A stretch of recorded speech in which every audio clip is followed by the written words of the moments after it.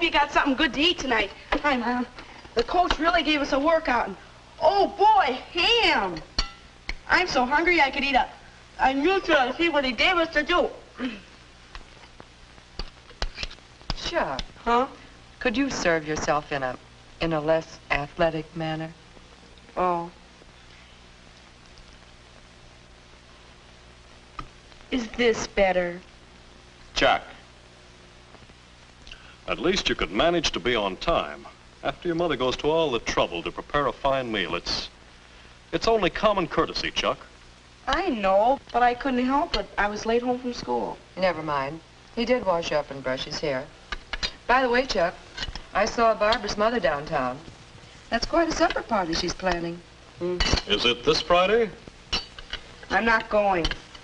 Why not? Do I have to have a reason? But all your friends will be there. Carl, I'm not going. Chuck, don't talk with your mouth full.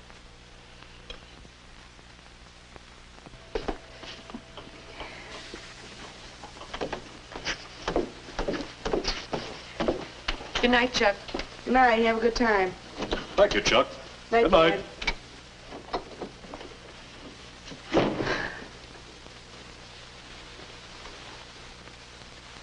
Oh, who wants to go to a supper party?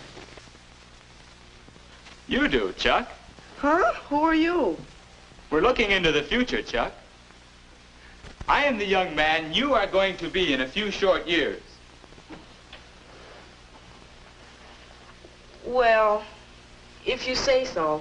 And take it from me, when we're my age, we won't be turning down invitations. Well, maybe not.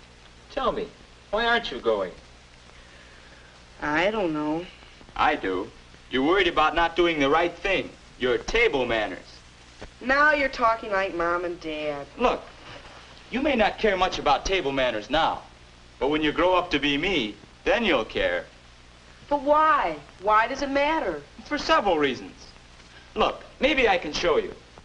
Let's imagine the family at dinner with nobody minding his manners. Not very pretty, is it? Each person busy feeding his face, showing no consideration for the others. People become irritated, angry. No one can enjoy a meal like this. No. Mealtime is a time for pleasure and relaxation. It's the best opportunity the family has to talk together, exchange bits of news, make plans. When everybody eats properly, the meal goes better, and everybody has more fun.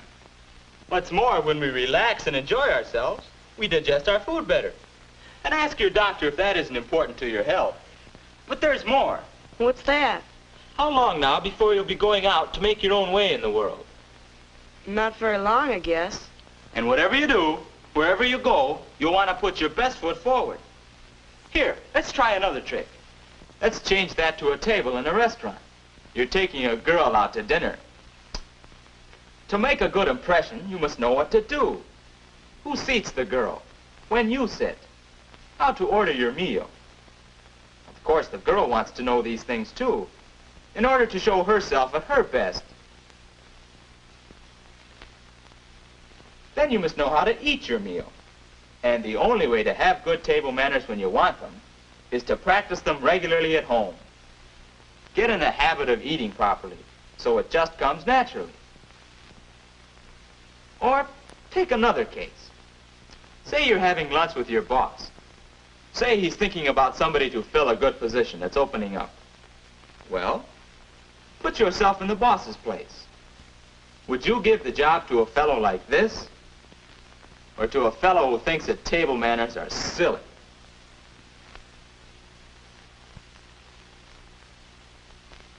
You see what I mean about putting your best foot forward? Table manners are important because people judge many things about you just by the way you eat. All right, maybe so, but it's all so complicated. Is it? Look, there's nobody here. Let's try it out. What do you mean? Come on. Besides, that supper party sounds good. If we know what to do, I think we'll want to go. Well... Look sharp now. There. There is a place setting properly arranged. It looks all right, but what am I supposed to do? That's the question. Well, What would you do if you sat down to dinner and found 3 forks, like this? I'd probably end up with one left over and wonder what I did wrong. Not if you remember one simple rule. Always use silverware from the outside in. So, starting from the outside, use this for your salad, this for your main course, and this... Why, that one must be for the dessert. You see? It's easy. But there's something funny here. Doesn't the butter knife belong here? Well, the book says either place. And speaking of the book, it wouldn't hurt you to use one sometime and check up on any points that you're not sure of. Sure, we have some books in school, but I'll have to be careful who sees me reading it. Don't worry, you can manage that. And now to use these things. Let's have some food. Say, it's too bad you've just eaten. Yeah. Excuse me.